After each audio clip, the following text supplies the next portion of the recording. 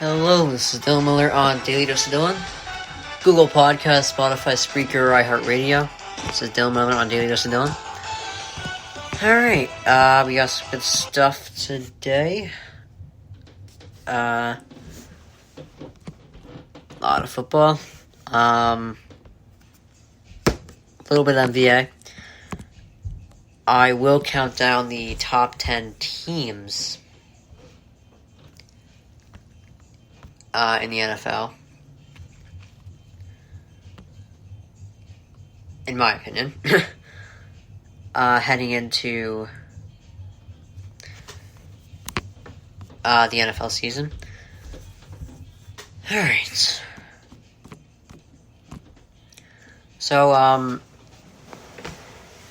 Patrick Mahomes said that, he took a pay cut, and he said that it's not all about money, and it's what I've been saying. Like, the less you're paid, the more likely your team is to win.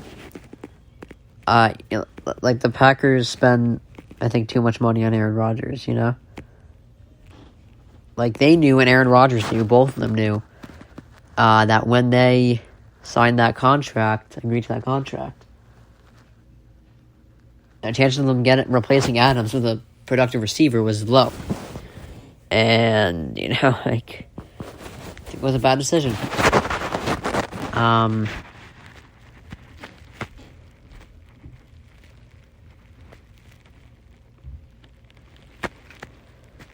You have to be able to afford a supporting cast. You can't. When you spend all your money on your quarterback, like even with Russell Wilson. I've defended him for having no help in Seattle, but it was his pay. It was his paycheck that gave Seattle the lack of, chance. Like, it gave him the inability to, pay for a good supporting cast around him. He couldn't, the Seahawks couldn't afford any productive player, so they had to go through the draft, and they didn't draft particularly well. So you have to be able to spend correctly, but your quarterback also has to be willing to not take the entire salary cap. Brady doesn't do that. He takes a pay cut. Mahomes is taking a pay cut. Would help if Aaron Rodgers did, but he's not doing that. So, there were a number of quarterbacks drafted last year who, it was interesting. I was interested, at least, in seeing what they were going to do. And the great thing about the first year is it gives you an idea of what their career is going to be like. I mean, some of them, I'm probably going to have to wait until the end of this year to really see what they're going to look like. But, I can probably tell you the people that I believe are going to succeed. And that's, Trevor Lawrence, the first overall pick. I think the Jaguars are fixable. I think Trevor Lawrence can succeed there. I think, at the worst, because I know Trevor Lawrence has talent. That's not debatable. He's got talent. I think the honestly worst case scenario for Trevor Lawrence is he becomes incredibly talented and he's a great quarterback, and he winds up in like a Matthew Stafford situation where he's just with an awful team. But I think eventually Lawrence will show his potential as a great quarterback. Zach Wilson has his work cut out for him right now. I also think the Jet situation is fixable as well. I'm not sure. This is one where I have to wait till the end of the year this year. Because this I also thought the Giants situation was fixable and that maybe Daniel Jones would succeed, but that didn't happen, you know? So I'm going to wait until the end of this year to have a big opinion on Zach Wilson. It's going to be tough to overcome the roster he's with right now, but it could definitely get better. So, Trey Lance, I don't have to wait till the end of the season. I know he's special. He's got talent. I think out of the 5 people that were drafted, Lance has the best, the best coach, but I mean, Bill Belichick, also with Mac Jones. But I think Lance is in the best position right now. He's got the best team, the best future, you know. He'll probably be the most successful out of the 5 quarterbacks that were drafted last year. Justin Fields, I'm also going to have to wait until the end of this year. It's just a rough organization that really has never gotten a good quarterback ever. And they're heavily reliant on defense. So my guess would be that Justin Fields is not in a very good spot heading into, in the next few years of the Bears. Now, Mac Jones isn't amazing, but I think he can win some games. Like, he's not... I don't really see talent with him, but I see, a potential winning quarterback. And like I said, I think he only succeeds because he's with the Patriots. Like, I think if he's in any other organization, like the Niners, I don't think he's that good. But I think he can win some games with the Patriots. I don't see him winning a Super Bowl there, but we'll see.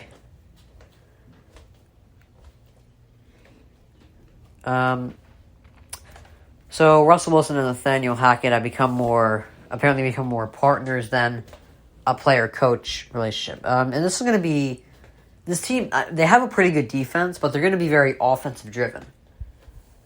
When you got Russell Wilson, you're going to be mainly reliant on the offense. I'm high on the Broncos, and I'll reveal they are in my top 10 teams for next year. I forget how high I put them. It might sound unreasonably high, but it's the same thing that I thought when the Buccaneers were being put in the top 5 for rankings before the season because they had Tom Brady.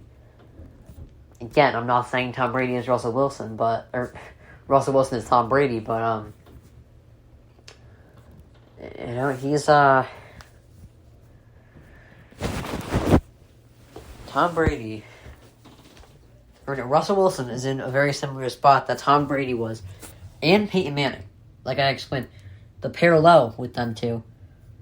Demaryius Thomas and Eric Decker were not what they became before Peyton Manning. Same with Jerry Jeudy and Cortland Sutton. They aren't amazing. They're not big names right now, but they can turn into one. So I have the Broncos high. You can call me crazy, but I'm going to stick with that. Okay, so the Rams are ramping things up with Stafford. They're testing his elbow in today's scrimmage.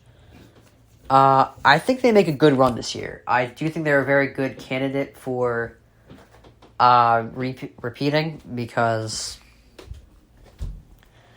I trust Sean McVay's system, and also they get Cam Akers back. Like, they didn't have Cam Akers for a good amount of last year, and then, now they got him back. I think they're going to look good this year.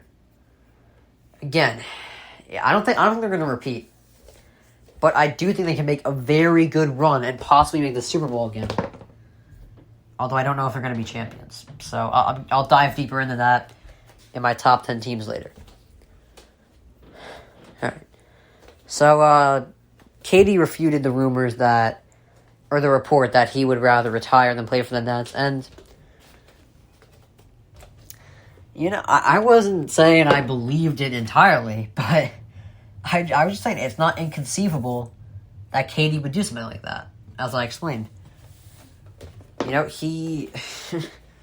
If a guy chooses Kyrie over Steph, then he can do anything. He can, choose to do anything stupid. Because that was a dumb move. And also, this might be weird thing to talk about, but it's like, so Draymond,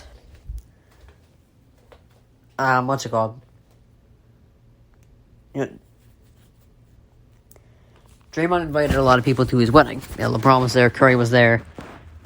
A lot of the Warriors that he was with during it in the last few years were there. Kevon Looney, Leonardo Barbosa. I didn't hear anything about KD. I don't know if that has anything to do with it. He could have had something to do. I mean, he's definitely a busy man, but I don't think that's a crazy suggestion. It's just weird. It's since he went to Kyrie on the Nets, he's been a bit of like a wanderer, kind of. And by the way, if this trade happens, he'll be on his 4th team in 7 years. And that's weird, because it's not like he's in a Shaq position where he's out of his prime, He can just sign a 1 year with the team and then go to another. It's not like he's in that Shaq situation where he's just bouncing around the league because he's out of his prime. KD is pretty much in his prime right now. Like, he's not dead yet.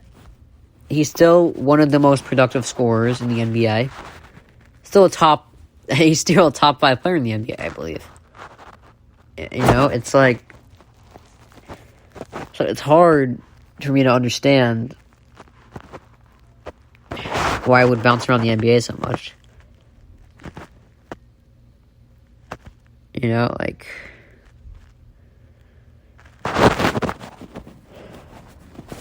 I mean, he is injury prone, but he ain't injured that much.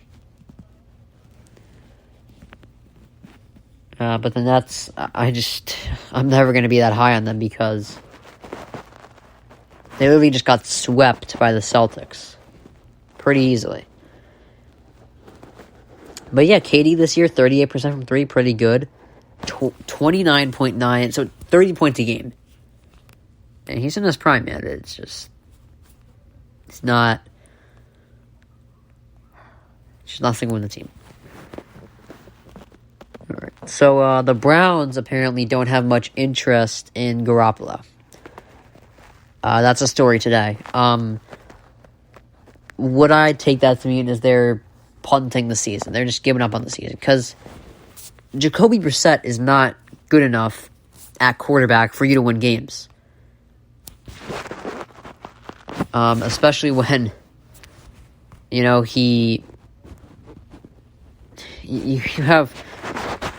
going to be at a disadvantage quarterback-wise in most of your games. Let's look at it. Week 1, Baker Mayfield, whether Baker or Sam Darnold plays, they're both better than Brissett. Week 2, Zach Wilson, all right. Maybe. Also, we don't know if Zach Wilson's playing week 2, so I don't know. It's a possibility.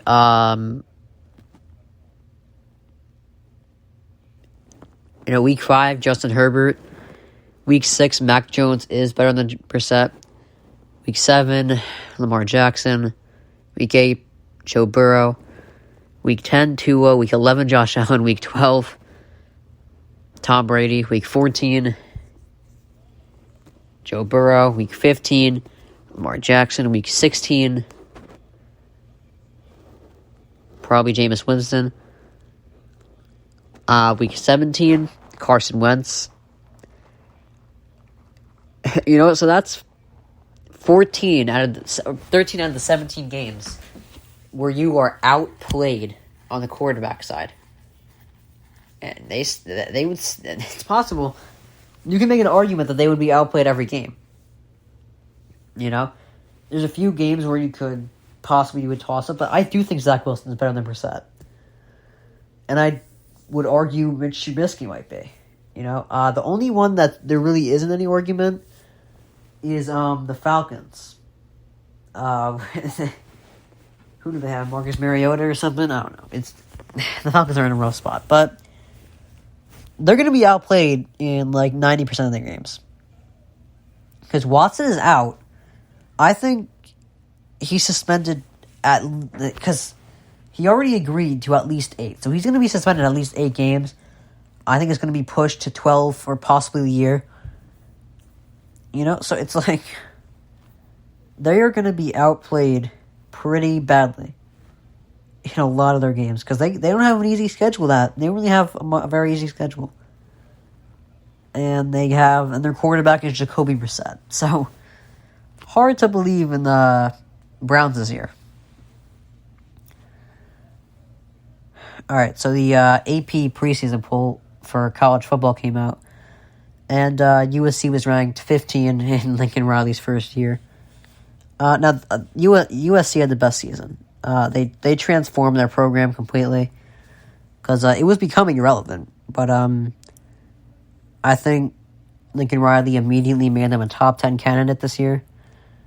I think they can win their conference. They're in the Big Ten.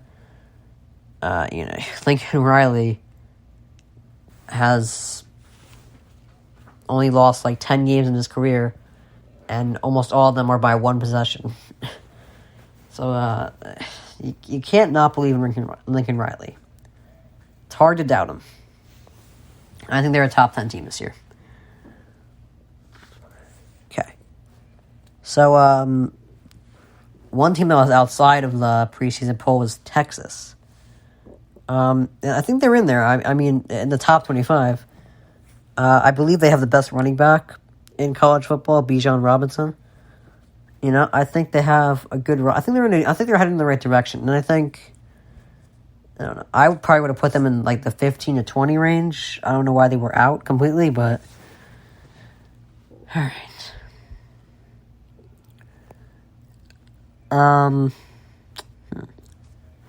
Trying to debate if I should save my top 10 for the end of... I'm just going to do it now. I'm going to get out of the way. So number 10 is kind of a tie. It's a toss-up. I couldn't decide between the Vikings and the Packers for number 10. Packers are in a rough spot, but I do believe in Matt LaFleur, and I do believe in Aaron Rodgers. They also have Aaron Jones. People forget about him. And A.J. Dillon. They have a dangerous backfield.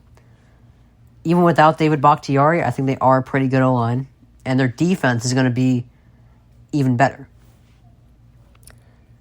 But the Vikings, they also took Zadarius Smith from the Packers. They were 8-9 last year. They were right there. I think it's possible the Vikings will improve a lot this year. But it's a tie between the Packers and the Vikings. Number 9 is the Bucs, and the reason they're so low is because they did. I think losing Gronk is pretty big. Their right guard and left guard are both injured. They're not going to be fully healthy, and they're missing their center as well. Last year they lost in the second round. They're not going to be fully healthy this year. It seems like Brady's last year, but I got them at 9. Number 8 is a toss-up between the Raiders and the Chargers. The Raiders improved their receiving core, and Derek Carr is a very good quarterback. But I think I'm going to go with the Chargers because I think they improved more. They got J.C. Jackson, Khalil Mack. They improved their defense. They improved their offense. Herbert's just going to get better. So they were really aggressive in the offseason this year, and I like it. I think I'm going to put the Chargers at 8. 7, I got the Cardinals. They did start last year 7-0. They lost to the Rams in the playoffs, who were the Super Bowl champions. Kyler Murray's going to improve. The reason I'm not putting them in the top 5, which I considered, but I did remember that DeAndre Hopkins is going to miss the first 6 games, so that's going to be a big hit. All right, heading into our top 6. I was a little iffy about putting this team this high with the Chiefs, or my number 6 team. It's just hard for me to believe in them as a top 5 team this year, like, let alone top 3. They're not going to be as dynamic without Tyreek Hill. Their defense isn't very good. And I think their offense can still be dangerous with Patrick Mahomes and Travis Kelce, but their defense I think is going to get torn up in the in the latter half of the season. It's just a hard team to believe in, but I can't put them too far outside of the top 5 because they still have talent. And I do think Andy Reid is a great coach. All right. Number 5. This might be a little high, too. Could be considered a hot... But I got the Niners. I know Trey Lance is starting, but if he is... Think about it. Garoppolo is not a great quarterback. But they managed to make the Super Bowl and NFC Championship when he was healthy. If Trey Lance is good enough... If Trey Lance can play... The Niners, I think, could be one of the best teams in the NFL this year. Got Kyle Shanahan, they got Deebo Samuel, George Kittle. That defense is very good. Elijah Mitchell showed some promise last year. It's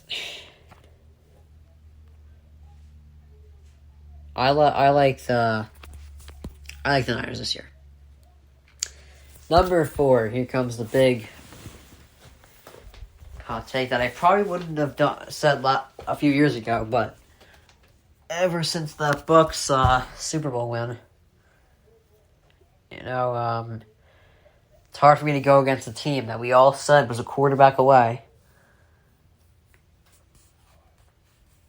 And then they got that quarterback, so hard for me to go against that team. I got the Broncos at 4. They got 3 dynamic players on their defensive line. Justin Simmons, great safety. They have a good receiving core. They upgraded greatly with Russell Wilson. Tim Patrick is a big hit, losing him. But I think it's going to be a top team in the league. I don't think they'll win the Super Bowl, but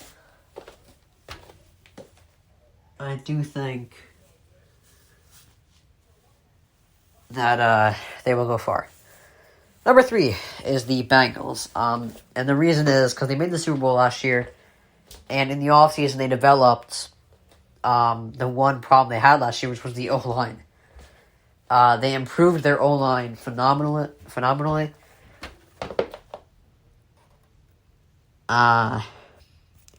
Burrow is just going to get better. They have a great young core. And they were 8-4 in their last 12 games, so they were only getting better. They went 10-7 last year, but they went 8-4 in their last 12 games. They started off 2-5, and they really picked that up. No, they didn't start off 2-5. They started off. Hold on, I'm gonna get it. I'm gonna do the math correctly here. Yeah, they started off 2-3, and then big improvement. So I got the Bengals at 3. I think you all know my top 2 teams. Number 2 is the Rams. They got Allen Robinson and Cooper Kupp now, so that's a pretty good dual threat receiving core. I think Matt Stafford, there's room for improvement because I think also they got Cam Akers back for the entire year. Matt Stafford, he was a little reckless last year, and so I think he can improve on that this year, and if he does, I think there's trouble for the teams that are facing the Rams. Number 1 is the Bills. They put up a great fight against the Chiefs in the AFC Championship, and they were pretty damn close to getting to the divisional round. They put up a fight against the Chiefs, but they were pretty damn close to getting to the AFC Championship, and they may have been able to beat the Bengals last year. Who knows? So this year, they had the best defense last year in the league. This year, I'm liking Allen for the MVP. I think he's going to really break out, have his best year yet. So I'm a big believer in the Bills this year. I'm thinking Bills-Rams Super Bowl. That's what I got. So there's my top 10. I think there's a few things you could change, definitely. But I'm sticking with it. So 10 is either the Vikings or Packers that can alternate. 9 is the Bucks, 8 is the Chargers, 7 is the Cardinals, 6 is the Chiefs. 5 is the Niners, 4 is the Broncos, 3 is the Bengals, 2 is the Rams, 1 is the Bills. Okay, so Mayfield and Darnold continue to split the first team reps in practice. Now, Matt Rule has to save his job, and I don't think either Darnold or Baker is the future, but I think it's weird, because I think if they're not making a decision, that means it's pretty neck and neck right now, and I think Darnold had a head start, too. Like, he knows the system, so he should have had a head start, and it seems like he's still neck and neck with Baker. So I think that should be a clear indicator that Baker's a better quarterback. But like I said, I don't think either of them are the future. But, Matt Rule just has to do what's best for his job, Okay, so, Darvin Ham, says he will not hesitate to bench any player who doesn't embrace their potential new role on the team. I think that could very well be a shot at Westbrook if he doesn't accept the new role. And I mean, I wouldn't blame Westbrook. I wouldn't want to be benched either, considering the career he's had, but if it's what you have to do, man. Do it. If that's what the team asks you to do.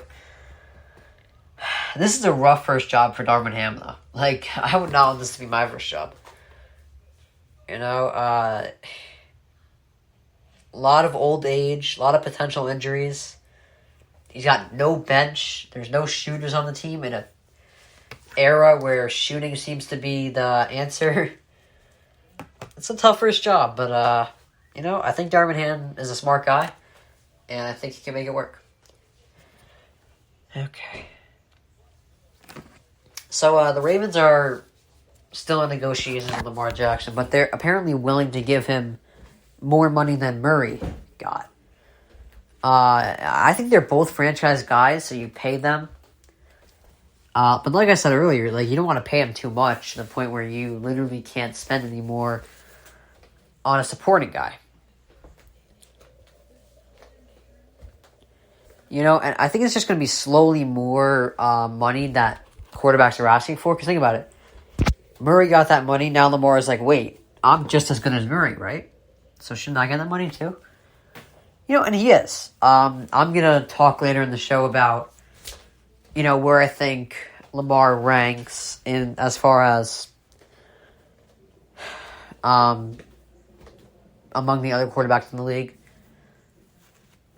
So I'll go more in depth to this later. All right.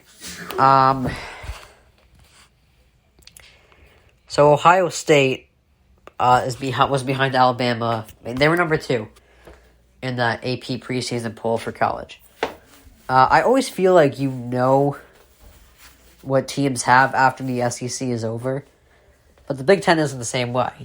When they here's the thing with the not the Cowboys, Ohio State, when they face unranked non-conference opponents, they're not incredibly successful. 2018 TCU, they won. 2019 Clemson lost. 2020 Alabama lost big time. 2021 Oregon lost, and then they beat Utah by 3 points.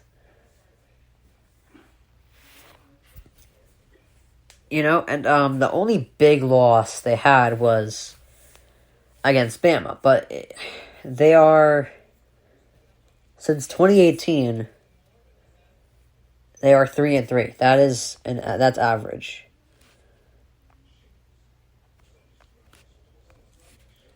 Or more specifically, since Ryan Day got there. Since Ryan Day got there, they are average against unranked, ranked non-conference teams. You know, I think they're great, but I don't exactly know what I have. And I mean, there's one thing I know: it's that nobody recruits in the Big Ten better than Ohio State. So I do have faith in them, but I don't really know what I'm getting with them. You know, it's like when you're that incredibly average against unranked teams, you know, it's hard to guess what you're going to get. Okay, so George Pickens of the Steelers. Apparently, a lot of people are going crazy about his performance in the first preseason game. And you know, it was an impressive showing. I'll give him that. I don't think you should judge someone too much off of their first preseason game, but you could tell he's talented. He's got a lot of talent. That's what you could tell with him. He had, what did he have? 3 receptions, 43 yards, and a touchdown. You know, a pretty good showing for his first time in the NFL. You know, but I think he delivered well. He seems to be an exceptional talent. So, Belichick said that Judge and Patricia will be what do you say? Hold on.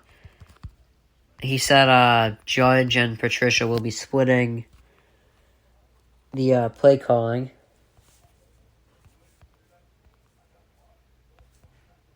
This year.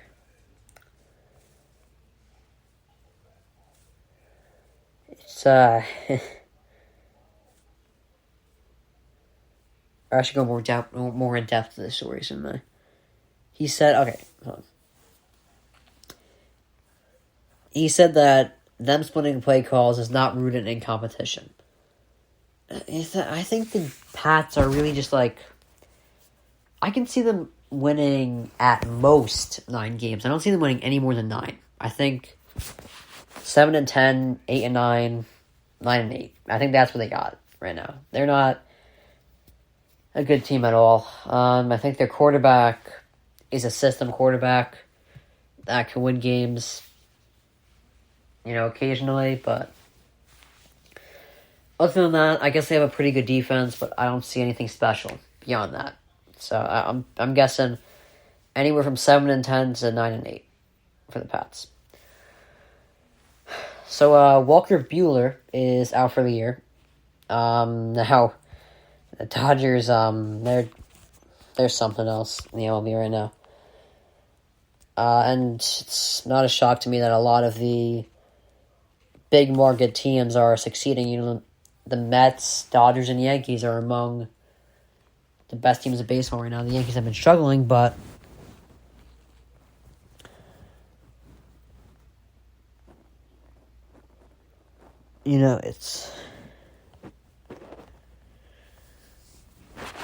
they're still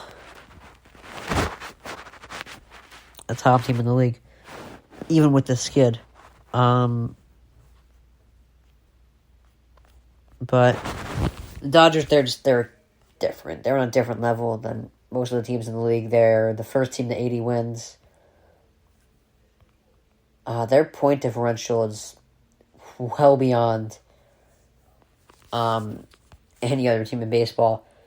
And their pitching is phenomenal. I mean, the problem is without Walker Buehler, I think it's going to be tough to compete with the Mets in the postseason pitching that they have with DeGrom and Scherzer. That's going to be a deadly combo in the postseason.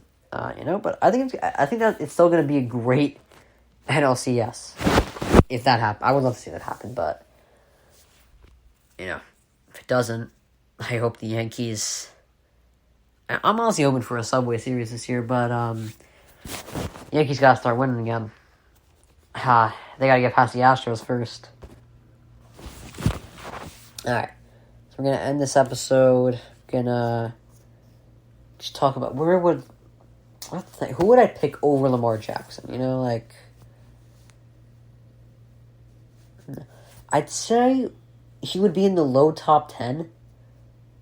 I think he's better than some of the people that are just outside the top 10, like Dak Prescott.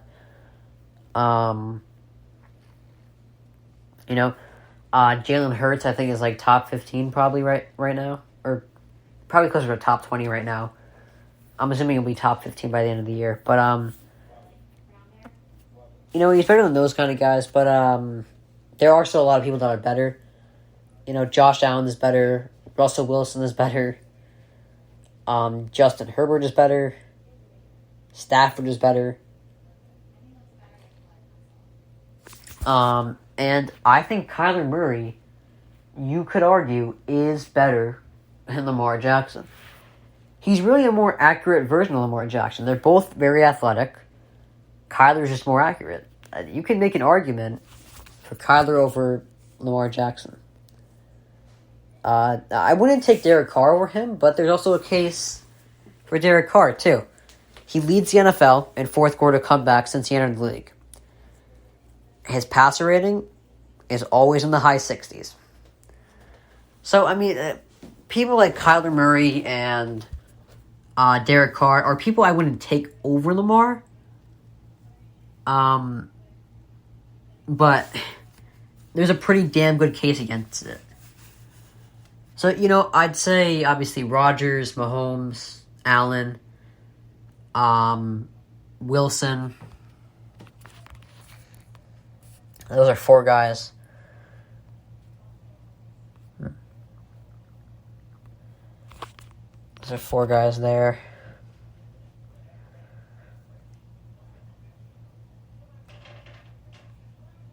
Tom Brady, Matt Stafford, Herbert, Burrow, and then I'd say he's low top 10. He's better than those. He's better than the people outside of the top 10. Low top 10 for Lamar. But he is top 10, and he is a franchise guy, so I would pay him. All right, good stuff today. Still Miller on Daily Ghost Dylan. Google Podcasts, Spotify, Spreaker, or iHeartRadio. This is Dylan Miller on Daily Ghost Dylan. Have a good day. See you tomorrow.